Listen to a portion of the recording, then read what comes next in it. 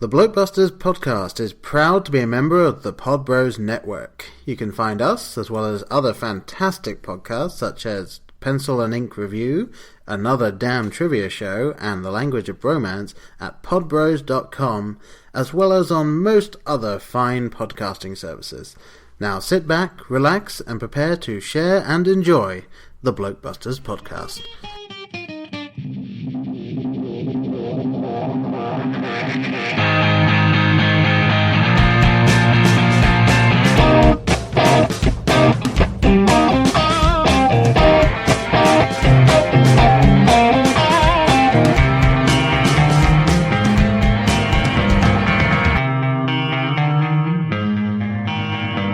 Welcome to another episode of our Film for Thought series, our experiment in randomness. Oh, sorry. No. Sorry, yes. Wait, maybe who's correct? You decide. Depends on how well thought out this idea is. Stretch another podcast out for another week, yes. So this time around, we're going to be discussing our top 5... basically in no particular order, I think is how we both have it. Top 5 nostalgic films from the first 20 years of our life. So that means it didn't have to be new in those first 20 years, but a film we saw in those first 20 years. Something we saw that if we think about now, either reminds us of that specific part in our lives, or we just have that great feelings for. So and I discussed this with Paul before, but it can just be based solely on nostalgia, and it can also just be a good movie. So there will be a mix, I'm assuming. Yeah, I will across say that spectrum. I've almost put Road to Perdition on my list just because of what it did for me in terms of film, but I didn't feel 100% right given some of the other films that I ended up putting on the list. Okay. So that one's sort of an honourable mention, shall we say. Okay. Want me to kick things off here? Sure, go ahead. Okay. So the first one that immediately came to mind for me, and I know there will be others out there that agree with me, I'm just prefacing with that because I know you're not a big one on this, is The Goonies. Okay. Just because, that this is what nostalgia is about, this film. Very 80s. Yes, and it was, I saw it at the right time. I think I was probably maybe 10 or so when I saw the film, so pretty much the age of the characters. Yeah. Maybe a little younger. I think they're more 12, 13-ish, something like that, Maybe, I guess. Yeah. I don't think it's ever... He's definitely interested in his brother's girlfriend. So I know he's, thinking along those lines at that point. Yes. So, yeah. So I would say maybe, adolescence. But it's just one of those, Chris Columbus, Spielberg's attached. Just a fun kids adventure film. It's a genre that has been done to death, yes, but very much so. But I just love it. It is, looking back, I've most recently watched it maybe a couple of years ago, right. And it is a flawed film. There are major plot holes. There are just some hits and misses in there, but overall, I still like. What we talk nostalgia about is I just connect with it every time. Yeah. I have fun. It's just mostly just quoting along and just enjoying the major action pieces, enjoying Sloth and the Truffle Shuffle and the cheese of it all. Yeah, and the Fratellis and Mama Fratelli and just so many great moments that I just associate with my youth. So that is my first. And on to you. Alright, well, my first one, actually, the first time I saw it was when I was at university. So I was 18 years old. And it's the first Ghost in the Shell film. Because, nothing to contribute with this. I know, you're nothing there. But this is the film that genuinely sparked my interest in anime. Okay. Because I'd seen Dragon Ball Z growing up. I'd seen Tenchi Muyo. I'd seen anime. But it hadn't been in the terms of, this is anime, I'm sitting down to watch this, and I'm thinking more about the whole genre. And I saw Akira with one of my friends as part of our film studies group. I did film studies at university, and based on one of the things we did, we went out and got Akira and watched that. And it was good. If you're looking into anime, especially anime that made its way over to America, Akira is probably the one that really brought it all over. But then I got Ghost in the Shell, and I love the Ghost in the Shell series. Like, the films are fantastic, and they're also standalone universes. The TV shows are done in a different kind of an alternate version of that. And this is the thing that just sparked off my anime obsession, and I honestly think if I'd missed this, I wouldn't have gotten as into it as I have. So it just reminds me of that part of my university life, and I'm so thankful for it, for getting me in there. So good on you there. All right. and also I'm going to use this just for a second to point out that Scarlett Johansson is not Asian. You leave that wonderful woman alone, Paul. I have nothing against her as an actress, but casting her as Motoko Kusanagi is ridiculous. There is no reason to cast her. Excuse me, yeah. Aside from the fact that, let me guess, 70% of American film goers won't go and see someone they've not really heard of as a main character. Just studio demand. It's a studio demand. You got to get an A-lister actress. Yeah. All right. Yes. So moving on. I will preface this by doing na na na na na na na. I think I have to stop there, otherwise we owe someone a lot of money. Yeah, probably. So Jurassic World is what you're saying. Yeah, obviously the best. No, we're going OG, original Jurassic Park. Yeah. And like I said before, I can't rely solely on nostalgia, but this is just a fantastic film. The dinosaurs still look amazing. Yeah. It holds up. The performances are just solid throughout. It blends humor and action and intrigue. It actually raises good questions, like I mentioned in our previous recording of the theoretical question: if you can do something, should you? Yeah. So I mean, it tackles so many good things. There are so many great little set pieces. And it's endlessly enjoyable. From the score to the acting to, like I said, the effects, it all still holds up. It all still looks great. It's got Goldblum spouting philosophy. Yes, now eventually, there are dinosaurs on this dinosaur tour. I think about that. I mean, that's just an example of how much it's just permeated my subconscious. And like anytime, like, I'm watching a slow movie, that is the line that kicks into my head. Like, during watching BVS, I was thinking, no, eventually they're going to fight each other. Yeah. That was because it was moving so slowly for me. So it's just like something that always pops into my head when something's creeping along. But that's just one example of the effect it's had on me. It was the first film that I ever owned. My brother got it for me on VHS, I believe, for Christmas one year, and then that tape sadly is no longer with us. It will not play anymore. I think it got thrown out. But did you have the old TV VCR combo in your room? Or, I had to watch it on the main TV. Oh, okay. But years later I was able to, and when it would still play. But yeah, I think this was right in my wheelhouse. 12 years old when I saw this. Yeah.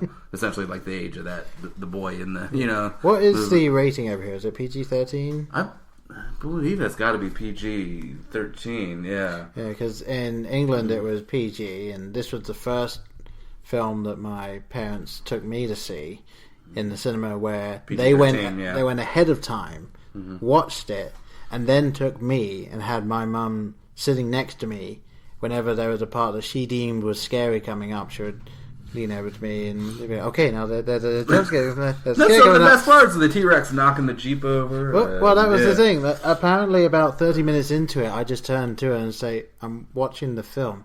Can you not disturb me? And I think she told me that was the point that she realized they didn't have to worry about me watching the film. Yeah. And in case you couldn't tell, this is on my list as well, so this may as well be my time of saying. Okay, this one did make your this five. This is one that was on mine, yeah. This, again, as you're doing it, the second you hear the music, like, you're just cast back to the first time. It's just magical. It's one of the first, and we'll get to, maybe I'll reiterate this in a bit, but it's one of those that really just connected me to the magic of filmmaking. Yeah. It just holds a really special place in my heart. Like, I fucking love Jurassic Park. It's also one of those films that I kind of want to show to my kid when they're, let's say, 3 years old, because the graphics genuinely hold up so well that I kind of want them to believe that they had actual dinosaurs on set for the filming of it. Yes. Yeah, I think that's a good... and then the stuff that goes over their head will go over their head. You don't have to worry about that. But yeah, exactly. There are definitely some things that will go flying. They get to see the lawyer's demise. I don't feel like there's any real need to worry about that. I mean, if you're showing your kid this, like, clearly you'll know your kid, so you'll know when the right time is, when they'll be able to handle that stuff. Like, I was always able to just look at it and be like, well, it's a film.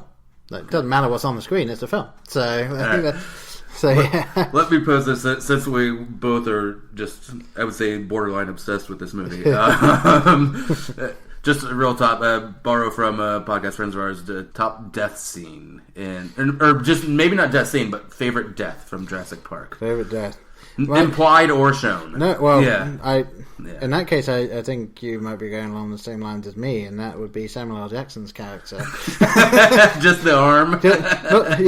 Just and also, like, where exactly does it fall from? I don't care. It's just a great moment. That or Nedry. With the is it Dilophosaurus? It's Dilophosaurus. Yeah, spin. Yeah, Originally, of course, it was a lawyer, just because that was so great. While you're on the shitter, that was probably the best T-Rex moment in that film. Yeah, but favorite death. Yeah, we could. There's quite a few in there. The hunter. What was his name? For a movie I know so well. He was just Shooter. That's all he was. Yeah, but clever girl. Yeah. Yes. All right, let's move on. Yes, because we'll end up talking about Jurassic Park forever. All right. So what was I mean, again, these aren't. So I guess that takes one off of your list. So I guess we're back to me. Yeah. So what's your number 3? In the list, then? Number 3, I will go with Ghostbusters. Okay. Once again, saw it at an early age. Early enough that, well, this is embarrassing to admit, and I think I've probably said it on the podcast before, the opening scene scared the shit out of me. With the getter and the librarian ghost. And go get her. Of course, not now. Now I can almost open my eyes all the way. Watch that. But yeah, just from that opening scene, obviously this was not something I ever saw in the theater or anything like that. I was much too young for that. Yeah. What was that? Is it 85 or? Might have even been 83 or something. I know it took them a while longer to film than General, so I think it came out a year or two after they started. 84, yeah. So yeah, I was 2, so I didn't see this until it just was shown on. The first time I saw this, it was edited for television, right? And I was probably 5 or 6 years old. So, that'll let me off the hook for being scared a little bit. Right. But just, of course, we can go on and on. You know how great the movie is, people. Yeah. It's Bill Murray, Dan Aykroyd. It's everyone. Ghostbusters. Yes, it's Ghostbusters. Of course the effects do not hold up. Yeah. Of course the rubber dog suits don't hold up. Whatever. Yeah. But it's just... Yeah. It's just an iconic American film, and will be. And good luck to the sequel. I hope it captures a tenth of that magic. So, yeah, I'm willing to give it a go. Yeah, we'll see. Poor trailer editing aside, but yes. Yeah, and the trailer being too long aside. Yes. All right, over to you again, sir. All right, so my number 3 then. This probably sounds like it's coming out of nowhere, but it is The Mighty Ducks. Okay. Quack, quack, quack. And this film, I honestly don't remember exactly the first time I saw it, but this film and the 2 sequels, this is what I remember, just sitting down on the sofa in the back room, chilling, watching these every time they came on. Like, no matter what, if it turned out that this is going to be on in 2 hours, all right, in 2 hours I booked this sofa. This is where I will be. Now. Yeah. We kind of had to do that at our house, just because we'd all want to watch TV, but whoever was the first one to say, I'm watching this now, like you got it. So yeah, it was just I can't even fully explain what it is I like so much about it. I mean, maybe it's just... because on the surface, it's a plot that's been done 100 times, just like the underdog story. Yeah, and it's actually... I felt it was a really great underdog story in that they don't always win. Like, they genuinely do kind of fight for what it is they end up getting. I'll grant that there are a few bits in the second and third one where there's some really loose playing around with the rules that so they don't quite get the exact feeling of the first one. But every single member on that team has their own personality. Like, everyone just has something that makes them unique.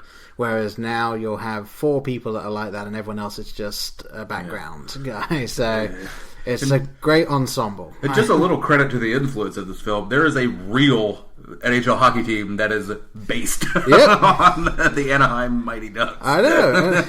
That uses their colors. I think that logo initially. I think it's a little altered now. Yeah, but I don't know too much about it. But exactly, like you can't really get much more nostalgia than that. Like, inspiring an actual team to exist now. It's like, hey, you know that movie from let's sort of naming their Coach Bombay. That's the thing. I'm sure the coach is referred to as Bombay. Always. Yeah. And I love Emilio in that movie. Lane Smith too, as the dick coach on the other side. It's not worth winning if you can't win big. Yeah, and then obviously Joshua Jackson before going off and doing all Was he the one that called everyone a cake eater? Maybe. No. I mean, he's the main kid. Okay. So and also, I've been watching Fringe recently. Like, his face does not change. Like, He grew up, but his face didn't. Very true. Yeah, as someone that's seen a couple seasons of Fringe, but yeah. I think outside of Michael J. Fox, I've not run into anyone that's really like that. Yeah, he's quite that well. Yeah. The Flying V. So, are you a fan of the whole series, or do you rank them? I'm a fan of the entire series. I personally think that the third one is better than the second one. Okay, but the first is better than... Yeah, but the first is the best, yeah. Okay. Alright. I mean, as far as kids' films go, I'm sure it doesn't hold up to any real critical analysis, but yeah, for me, a fun watch. I like the logline on the box art. They can't skate, they can't win, they can't be serious. Yep. And they generally aren't. No. All right. Over to me, I guess. Which one do I want to go with next? I don't know. I am going to go with a little-known film. You alluded to another ageless star. This one is called Back to the Future. Yeah, fair enough. I don't know if for all those people that haven't heard of it, I know there are thousands. Little time travel movie, protege mentor relationship. One of the very few time travel films that Brian actually likes, I think. There are a few. I just have trouble with the philosophy or the concept, the theory, whatever you want to call it. But yeah, once again, I mean, maybe it's hard to pin down when the first time I saw that. I think it was probably 13, 14, maybe a little older. I think when I saw Back to the Future for the first time, but instantly just I said before on this podcast when we did the Out of Time documentary. Back to the Future is the film I most associate with kind of falling in love with film. Like it took me to another place that no other movie had before. Yep. Just this magical world where this was possible. And I honestly think it is the most well done time travel film. Like it is able to show you the time travel without getting too bogged down. Everyone that watches it is just able to go along with it. It's not like it's not a heavy science lesson. It's just these are the exact rules, and for about 95% of it, they stick exactly to those exact rules. It's just solid, and of course, great writing and great acting. So. Brilliantly funny, and just dangerously funny. It just rips me every time. Like I was over at a friend's house, and 2 was on yesterday, and we got right into watching 2 for an hour. We were watching baseball game, and we were like, ooh, Back to the Future 2. We have a little while before we're supposed to go to this place, so so we watched Back to the Future 2 for a while. But did you have trouble when the hour was up? It was just like, can we spare 10 minutes? It was near the end, so I was okay with it. Oh, okay. We'd gotten through the big parts. Fair enough. But yeah, that first film, I mean... Yeah. I could keep on going on and on, but what else can we say that we haven't already if you're not already on board with Back to the Future, you're not going to be, so let's move on. Alright, so mine then, my number 4, and obviously there is no ranking to my list, this is just the 4th one we've got to. Monty Python and the Holy Grail. Oh. This was the first experience I had with Monty Python, period. Okay, yeah. Had never seen Flying Circus. I had not seen Flying Circus. Like, I was, let's say, 8 years old when I first saw this. And the scene that cemented it for me, like, that basically made me a Monty Python fan for life, was the scene where they're going up against the great black beast of Arg. And it turns into the animated section, and they're running away, and it's just run away, and they think they've lost it, but nope, it catches up to them, and then the narrator comes in and says, as the great black beast lunged forward, escape for Arthur and his knights seemed hopeless, when suddenly the animator suffered a fatal heart attack. And then it cuts to the animator having a heart attack. Yes. I was on the floor. It is the only time that has ever happened to me. I did not regain... like you were ROTFLing before that was a thing. Exactly. I did not regain the ability to sit down and continue watching the film until they were on the bridge. That's a solid 5 minutes later. Yeah. When that hysteria just hits you and you can't compose yourself. Yeah. And I was in that room watching with my dad and one of his friends, and I know that they were laughing their heads off at me. They were watching me enjoy Monty Python in a way that they hadn't in a long time. And you talk about an endlessly quotable film. I mean, the Black Knight. That whole scene I can do verbatim. Yes, the whole shrubbery saga. From the coconut clomping for the we have ridden since no, you're not. You're using coconuts. The whole French interaction. Yeah, I mean, the list goes on and on. I mean, it is just just Monty Python. Like they're such solid films and so well done, and even though people say that Life of Brian is the best film, and critically I will agree, Holy Grail for me will always be number 1. Pound for pound, more laughs. I mean, packed to the gills with just ridiculousness. Yeah, they had done a feature film called And Now Something Completely Different, which was just a refilmed and repurposed feature version of their television shows with most of their best sketches in it, but this was their first completely original story that they did. And some of the stuff in it, like the coconuts, for instance, the reason that exists is they couldn't afford horses. This is how it works. Thing that budget constraints can do for a film. But and I don't know if it's still running anywhere. I imagine it would be. If you have the chance to see Spamalot, see Spamalot. Yes, dude. Really saw it in the West End, and you don't need to see a production of that value, but immediately connects with all those nostalgic feelings. And I got to see it with Tim Curry as Arthur. I know. It's like if you wanted a perfect blend of hero stuff, that was just great. And that's coming from a man I know that is not a big musical fan. But... No, but and yes, I do like Rocky Horror Picture Show. What you ask? Well, anything Tim Curry. yes, good old Tim Curry. Yeah. All right, let's move on to my last one. All right, so your final one? My final one? And feel free to mention the one that you crossed out as well. Okay, I'll give an honorable mention.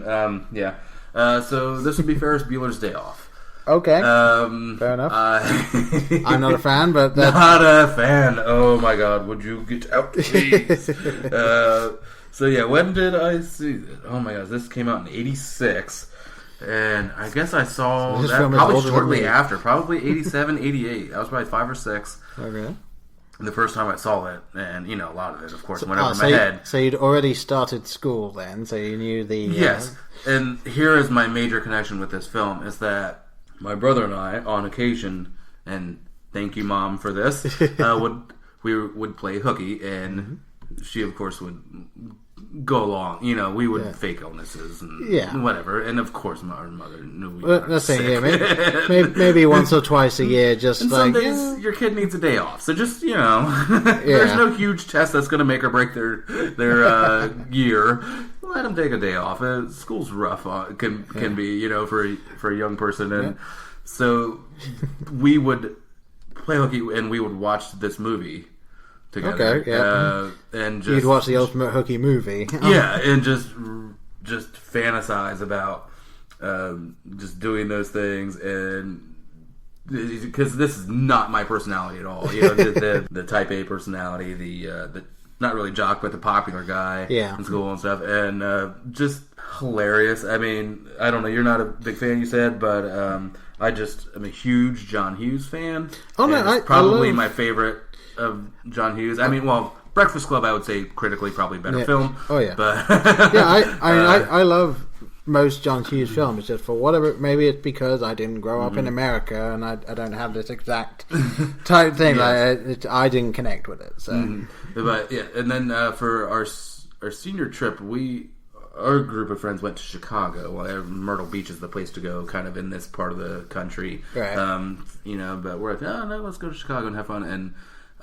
had a close approximation of a Ferris Bueller Day. Like, we were at a Cubs game, we went to the Terra Art Museum, things like that, and just tried to cross as many off. Didn't go to the fancy French restaurant or whatever, but of course, the Sears Tower, all that. But it's just something I can pop in. Last time I think I saw it was maybe 2 years ago on vacation. We watched it, and it was cool because my nieces and nephews had never seen it, right. And they're just all of them have their devices and stuff and distraction. It's very hard to get the attention of a 6-year-old for very long. Yes, but they got into it and they got some laughs, and that was really cool to see them kind of connect with it.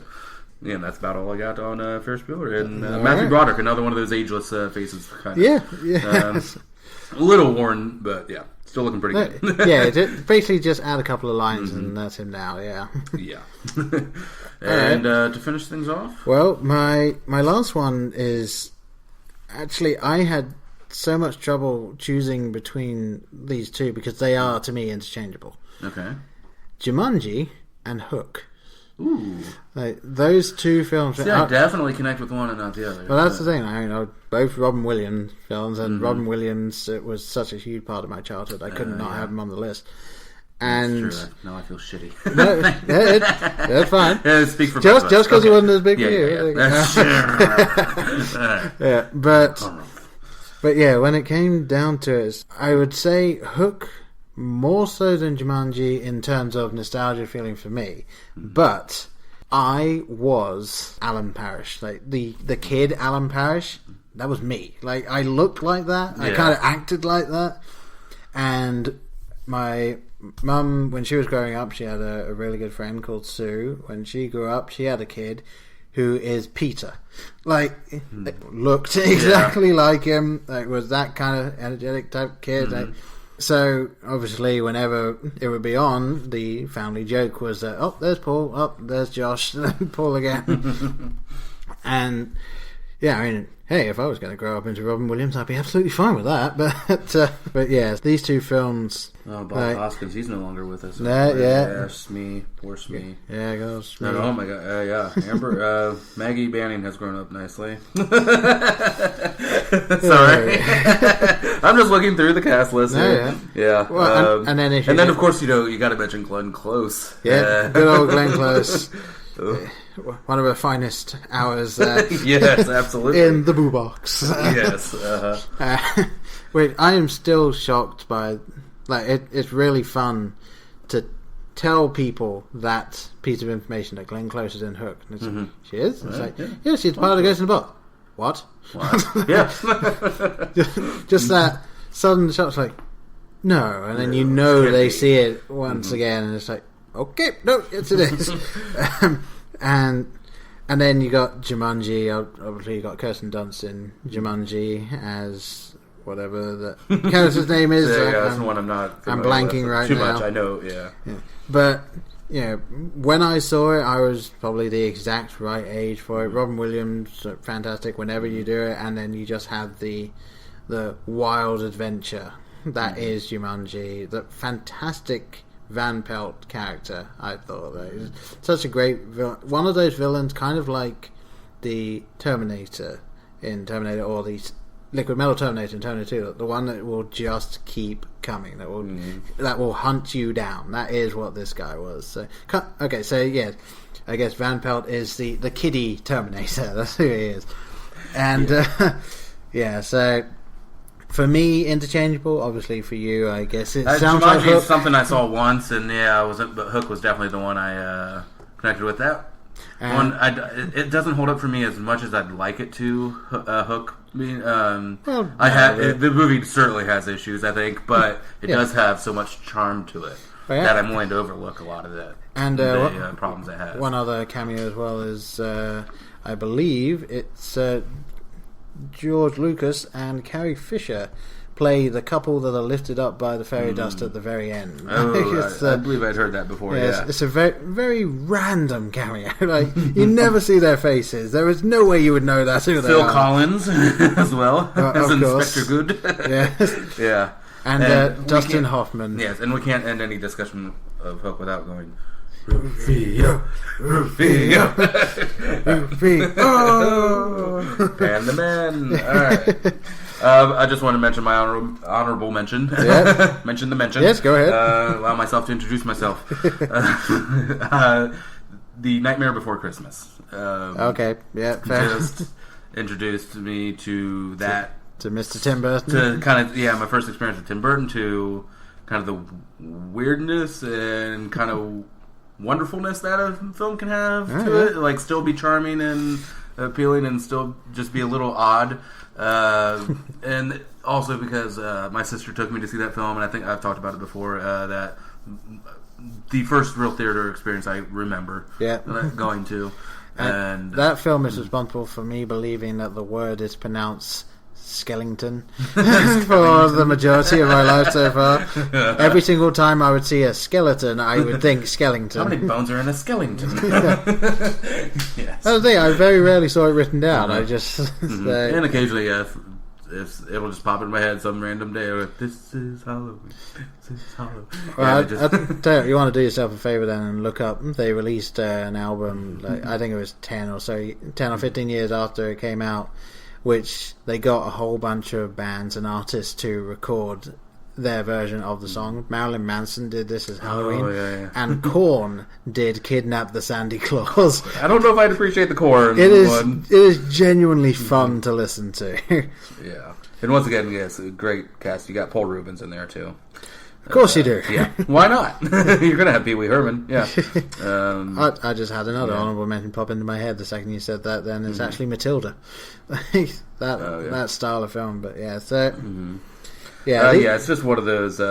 Still, just always will be a magical movie for me, and I just wanted to include it in the top 5. But alas, they're limited by numbers. Yes. By numbers that we have set ourselves. Infallibility of math. I cannot include another one in 5. Nope. In the top 5, it is not possible. No, you're correct. Yes. Anything to add before we let the good folks go? No, other than... Get back to us with your favorite nostalgic films. Or what you think of our nostalgic film. And you should know by now, obviously, we're at Twitter at Blokebusters, Facebook, look for Blokebusters, blokebusterpodcast@gmail.com. You can check out our website if you like. It's the best we could do. It's blokebusters.webs.com, and just also rate and review us on iTunes if you would. Please, that would be lovely. We'd love it. Yes. And I know that we don't ever really say it on here, but I do just want to throw out a huge thank you to the Pod Bros Network. Thank you, Pod Bros. Yes, we love you too. Yeah, it's they had us on fairly early in them starting up, and it's been great with all the other shows. Do go and check out their website, podbros.com. There's so many other great shows on there. So yes. Anything else? Bugger, you good? I think that's it. So all right. It's bangarang from me. And I don't have a good sign up other than bye bye bye bye.